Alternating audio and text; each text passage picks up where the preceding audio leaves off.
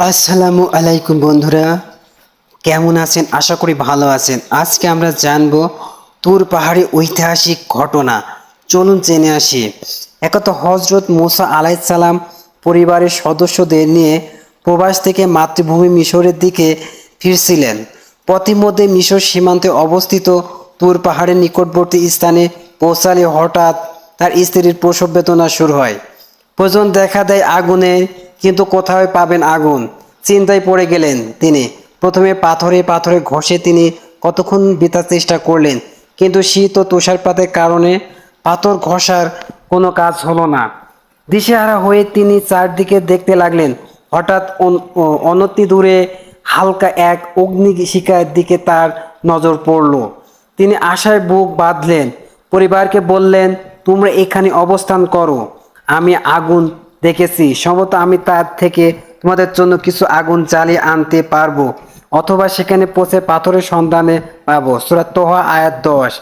কিন্তু বিস্ময়কর ব্যাপার হচ্ছে, হযরত মুসা আলাইহিস সালাম আশান্বিত হয়ে যতই আগুনের নিকটবর্তী হচ্ছেন, অগ্নিশিখাটি ততই দূরে চলে যেতে থাকে।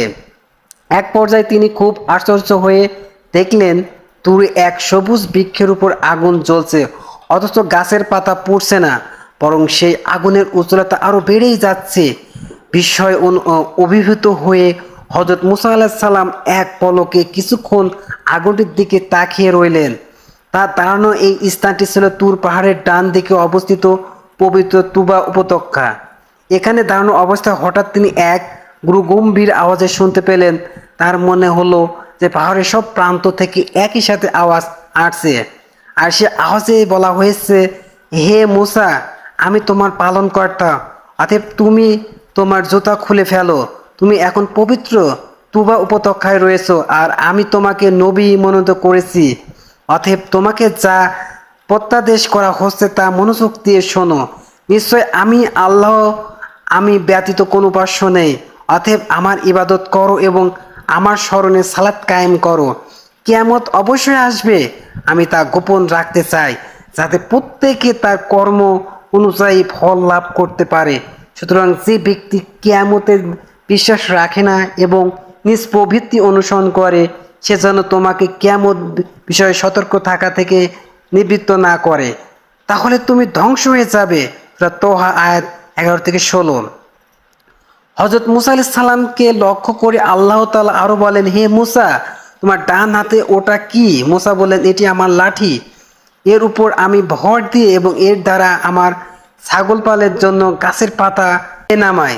তাছাড়া এর দ্বারা আমার অন্যান্য কাজও চলে। আল্লাহ বলেন, হে মুসা, তুমি এটা ফেলে দাও। অথবা তিনি ওটা মাটিতে ফেলে দিতেই তা সাপ হয়ে ছোটাছুটি করতে লাগলো। আল্লাহ বলেন, তুমি ওটাকে ধরো, ভয় করো না, আমি এখনই ওকে পূর্বাবস্থায় ফিরিয়ে দেব। সূরা তোহা আয়াত 17-21। এসব বিস্ময়কর ঘটনা হযরত মুসা আলাইহিস সালাম আপ্লুত হয়ে পড়লেন। তিনি আল্লাহর কাছে প্রার্থনা করে বললেন, হে আল্লাহ, দয়া করে আপনি আমাকে একটু দেখা দিন, আপনাকে দেখতে আমার খুব ইচ্ছে হচ্ছে।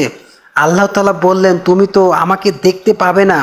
মুসা আলাইহিস সালাম বললেন, আমি দেখতে চাই। তখন আল্লাহ তাআলা বললেন, তুমি বরং পাহাড়ের দিকে তাকাও, সেটি যদি স্বস্থানে স্থির থাকে তাহলে তুমি আমাকে দেখতে পাবে।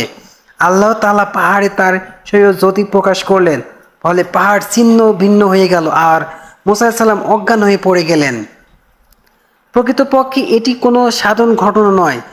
রব্বুল আলামিনের সহিত জ্যোতির সামান্য বিদ্যুৎ ছট্টা প্রকাশে মুহূর্তের মধ্যে বিশাল তুর পাহাড় চূর্ণ বিচূর্ণ হয়ে গেল। এ দৃশ্য দেখে মুসা আলাইহিস সালাম নিজে অজ্ঞান হয়ে যান। বেশ কিছু সময় তার জ্ঞান ফিরে আসে এবং তিনি বুঝতে পারেন প্রকৃত মহান আল্লাহ তাআলাকে দেখা সম্ভব নয়। তবুও তিনি আল্লাহর কাছে আবারও ফরিয়াদ করে বলেন, হে মহামহিম এই পবিত্র সত্তা, আমি অনুতপ্ত হয়ে তোমার কাছে ফিরে এসেছি এবং মুমিনদের মধ্যে আমি প্রথম। তখন আল্লাহ তাআলা বললেন, হে মুসা, আমি তোমাকে আমার রেসালাত ও ব্যাখ্যালাপ দ্বারা মানুষের মধ্যে বিশিষ্টতা দান করেছি। সুতরাং যা দিয়েছি মজবুতভাবে গ্রহণ করো এবং কৃতজ্ঞ হও। সূরা আরাফ আয়াত 143-44। হযরত মুসা আলাইহিস সালামকে আল্লাহ তাআলা তুর পাহাড়ে 40 দিন অবস্থান করার নির্দেশ দেন। নির্দেশ মতো তিনি সেখানে অবস্থান করেন। এখানে তার উপর নাজিল হয় তাওরাত কিতাব। তাওরাত কিতাব হচ্ছে কতগুলো ফলকের সমষ্টি যাতে লেখা ছিল আল্লাহর পবিত্র বাণী। সেই তাওরাত কিতাবের অবতরণ সম্পর্কে আল কোরআনে আল্লাহ তাআলা বলেন, আমি ফলকে তার জন্য সব বিষয় উপদেশ এবং সব কিছু সুস্পষ্ট ব্যাখ্যা লিখে দিয়েছি। সুতরাং এগুলোকে শক্তভাবে ধরো এবং তোমরা সম্প্রদায়কে তা উত্তমভাবে গ্রহণ করার নির্দেশ দাও। তুর পাহাড়ে ঘটেছে এসব ঘটনা হযরত মুসা আলাইহিস সালামের জীবন এক মহাবিস্ময়কর দিক, যা দুনিয়ার কোনো মানুষ ইতিপূর্বে দেখেনি, শোনেনি, কল্পনাও করেনি। তিনি বিশ্ব জাহানের পালনকর্তা মহান আল্লাহ তাআলার সাথে সরাসরি কথা বলেছে। পুরো দেহ মন দিয়ে তিনি শুনছেন সেই প্রভু দ্রব্যবাণী, দেখছেন তার নূরের তাজাল্লি। এভাবে হযরত মুসা আলাইহিস সালাম আল্লাহর সাথে কথা বলে ধন্য হলেন।